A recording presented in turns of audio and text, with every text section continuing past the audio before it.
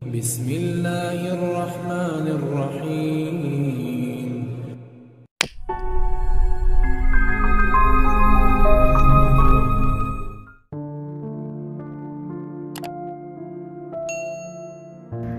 Assalamualaikum warahmatullahi wabarakatuh. Selamat berjumpa kembali di channel Harapan Doa Ende. Semoga hari ini membawa keselamatan dan kelimpahan rezeki bagi Anda semua. Amin amin ya robbal alamin. Sahabat, pada kesempatan kali ini kita akan membahas mengenai 10 pantangan pintu rumah agar malaikat rezeki selalu datang berdasarkan kepercayaan orang terdahulu. Kepercayaan orang terdahulu adalah seni dan ilmu warisan masyarakat Cina kuno yang digunakan dalam menata bangunan, benda, dan ruang dalam suatu lingkungan untuk mencapai keselarasan dan keseimbangan dengan cara yang akan membawa kedamaian dan kemakmuran. Kepercayaan orang terdahulu sudah menjadi sains kuno yang sudah ada sejak 6.000 tahun silam, di mana dipakai penerapannya untuk mengatur aliran energi dan efeknya dalam mendatangkan energi positif dan menghindarkan energi negatif. Nah, pada video kali ini yang akan kita bahas pantangan-pantangan yang tidak boleh dilakukan terhadap pintu rumah, khususnya pintu utama. 10 pantangan pintu rumah ini akan melipat gandakan energi positif yang masuk ke dalam rumah, sehingga rumah Anda akan selalu berkelimpahan dan didatangi malaikat rezeki. Yang pertama, dalam kepercayaan orang terdahulu, jangan menempatkan keset berwarna hitam atau gelap di depan pintu utama rumah. Warna yang paling tepat untuk keset di pintu utama rumah, terlepas dari arah hadap pintu, adalah warna merah. Merah adalah warna yang cerah. Masyarakat Cina menganggap warna merah merupakan warna yang mendatangkan keberuntungan. Merah adalah warna tradisional yang berasal dari Han, yaitu kelompok etnis dominan di Cina yang melambangkan keberuntungan, vitalitas, perayaan, dan kemakmuran. Keset dengan warna merah akan membuat suasana di sekitar pintu utama menjadi cerah. Cerah adalah energi positif, dan energi positif adalah hoki yang terbaik. Yang kedua, kepercayaan orang terdahulu adalah jangan meletakkan rak sepatu di sebelah kiri dari rumah Anda, melainkan di sebelah kanan. Cara menentukan kanan dan kiri supaya tidak salah adalah berdirilah di depan pintu utama, kemudian menghadap ke jalan. Posisi yang paling tepat untuk rak sepatu adalah di sebelah kanan bagian luar pintu utama rumah. Pintu utama rumah kita adalah ibarat mulut di mana menjadi tempat masuknya energi murni ke dalam rumah, sehingga penempatan rak sepatu yang salah akan mencemari semua energi yang akan masuk ke dalam rumah menjadi energi kotor. Yang ketiga, jangan memasang lampu yang redup atau bahkan sama sekali tidak ada lampu di area pintu masuk utama rumah. Cahaya yang terang di depan pintu utama akan menyingkirkan hal-hal yang bersifat negatif.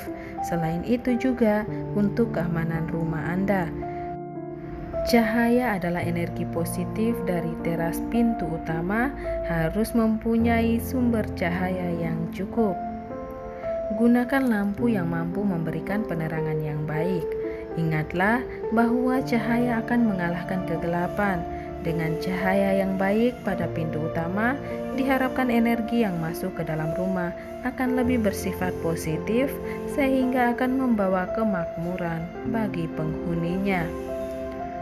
Yang keempat, kepercayaan orang terdahulu, jangan biarkan daun pintu utama menjadi rusak dan tidak terawat. Daun pintu yang retak, kotor, dan cat yang mengelupas akan sangat mempengaruhi energi yang masuk ke dalam rumah.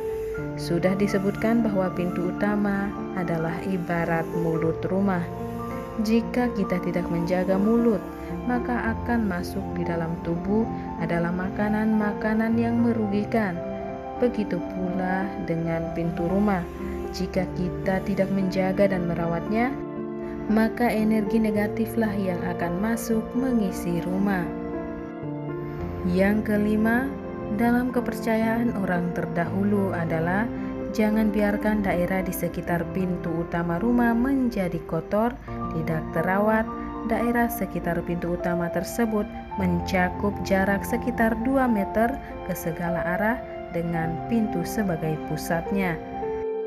Jangan biarkan ada sampah, debu atau tumbuhan mati di sekitar pintu utama, karena hal itu akan merusak energi yang akan masuk ke rumah dan mengubahnya menjadi energi negatif.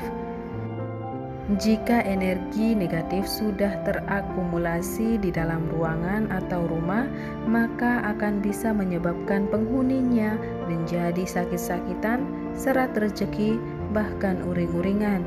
Jadi sebelum mengambil kesimpulan bahwa rumah Anda terkena kiriman guna-guna, sebaiknya perhatikan dulu hal-hal tersebut. Yang keenam, dalam kepercayaan orang terdahulu, jangan pernah menggantungkan sampah pada handle pintu utama. Mungkin hal ini terkesan tidak masuk akal dan sepele, namun dipercaya atau tidak banyak orang yang memiliki kebiasaan jelek yang satu ini, dan efek yang ditimbulkan bisa sangat merusak. Sampah adalah salah satu pusat energi negatif yang bisa dibayangkan apa yang akan terjadi jika mulut dari rumah kita terdapat pusat dari energi negatif. Jika hal itu tetap dibiarkan, maka tidak lama rumah kita menjadi rumah yang dikuasai energi negatif, bahkan akan mengundang banyak kehadiran makhluk halus. Tempatkan tempat sampah pada posisi yang tersembunyi atau tidak mudah terlihat. Posisi idealnya adalah di pojok sebelah kanan dari rumah kita, dan cara menentukan posisi sama dengan cara menentukan letak rak sepatu yang sudah dibahas tadi. Yang ketujuh, jangan biarkan ada keran yang bocor di sekitar pintu utama. Seringkali pada tipe rumah tertentu terdapat keran di dekat pintu utama. Gunanya adalah untuk menyiram tanaman. Perhatikanlah keran tersebut dengan seksama. Jika ada kebocoran sedikit saja, maka harus segera diperbaiki. Menurut kepercayaan orang terdahulu, jika ada kebocoran keran di rumah kita, maka hal itu akan membuat suatu kebocoran finansial, aliran keuangan akan bocor dan merembes kemana-mana. Akibatnya, uang menjadi sulit terkumpul. Yang kedelapan, jangan menempatkan kompor dan meja makan sedemikian rupa sehingga kelihatan dari pintu utama. Jika kompor dan meja makan terlihat dari pintu utama, maka otomatis setiap tamu yang datang bisa melihatnya. Hal ini dipercaya dalam kepercayaan orang terdahulu sama dengan mengekspos kekayaan Anda. Hal ini kemudian akan menarik orang untuk meminjam uang kepada Anda yang tidak tahu kapan akan dikembalikan, sehingga akan menyulitkan Anda dalam mengumpulkan pundi-pundi kekayaan. Yang kesembilan, jangan membiarkan celah antara pintu dengan lantai terlalu lebar atau terlalu sempit. Celah antara lantai dengan pintu yang terlalu lebar selain akan membuat banyak binatang yang masuk ke dalam rumah, juga akan menyebabkan energi yang masuk ke dalam rumah menjadi terlalu kuat, sehingga hal ini akan menyebabkan ketidakseimbangan energi di rumah. Sedangkan jika jarak celah antara lantai dengan pintu terlalu mepet, bahkan menyebabkan pintu menjadi sulit untuk dibuka, maka hal ini akan menyebabkan energi positif sulit untuk masuk, sehingga rezeki menjadi tidak lancar. Yang ke-10, jangan memasang hiasan atau ornamen yang memiliki ujung tajam pada pintu utama. Benda yang berujung tajam dan runcing akan menghancurkan energi yang akan masuk ke dalam rumah. Selain itu juga, hindarilah menempel pintu utama dengan hiasan dari makhluk hidup yang sudah mati seperti bunga kering, kepala binatang, dan lain-lain. Nah sahabat, dengan mengacu pada 10 pantangan pintu utama tersebut, Anda akan mampu mengatur aliran energi yang masuk ke dalam rumah dan menciptakan keseimbangan di dalamnya, sehingga diharapkan malaikat rezeki akan selalu datang dan membuat penghidupan Anda selalu lancar. Demikianlah video mengenai 10 pantangan rumah menurut kepercayaan orang terdahulu. Semoga dapat memberikan manfaat dan kebaikan bagi kita semua. Sebagai penutup, kami doakan agar Anda sekeluarga selalu diberikan kemudahan dalam mencari rezeki dan penghidupan. Amin amin ya robbal alamin. Wassalamualaikum warahmatullahi wabarakatuh.